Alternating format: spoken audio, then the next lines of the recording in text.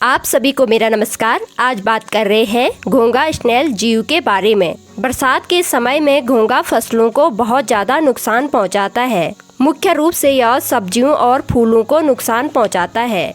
घोंघा स्नेल एक मोलस्क प्राणी है जिसका शरीर बहुत ही मुलायम होता है। घोंघा को घिनौना जीव भी माना जाता है क्योंकि इसे छूने पर इसका स्पर्श ठंडा और चिपचिपा तथा फिसलन वाला होता है। यह जमीन तथा पानी दोनों जगह में पाया जाता है।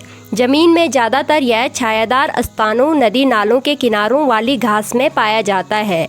यह एक निशाचर प्राणी है, रात को अपने भोजन की तलाश में निकलता है। घोंघा के मुलायम शरीर के बाहर एक कठोर आवरण होता है जिसे सेल कहते हैं, और जब घोंघा को कोई भी खतरा महसूस होता है वह अपने मुलायम शरीर को अपने इस कठोर कवच के अंदर पैक कर देता है। यह बहुत शर्मीला प्राणी होता है, हल्के से स्पर्श से अपने शरीर को सिकोड़ देता है। घोंघे की चलने की चाल बहुत धीमी होती है। ये धीमी गति से चलने वाले जीवों में आते हैं। घोंघे के शरीर का आकार अलग अलग होता है।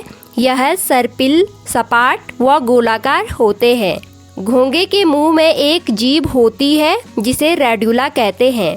घोंघा के मुंह में हजारों सूक्ष्म दांत होते हैं। इन्हीं दांतों की वजह से यह फसल, पेड़ पौधों की पत्तियों को नष्ट कर देते हैं। घोंघे का जीवन काल 5 से 10 वर्ष होता है। घोंघे के सर पर 2 जोड़ी एंटीना होती है, जिसमें से एक जोड़ी एंटीना बड़ी तथा एक छोटी जोड़ी एंटीना होती है। बड़े एंटीना में स्नेल की आंखें तथा छोटे एंटीना से यह गंध को महसूस करता है। घोंघा बरसात के मौसम में ज्यादा पनपते हैं। इनका मुख्य भोजन पत्तियां तथा फूल होते हैं। घोंघा रेंगकर तथा फिसलकर चलता है। घोंघा के पैर भी होते हैं, लेकिन वे सपाट होते हैं।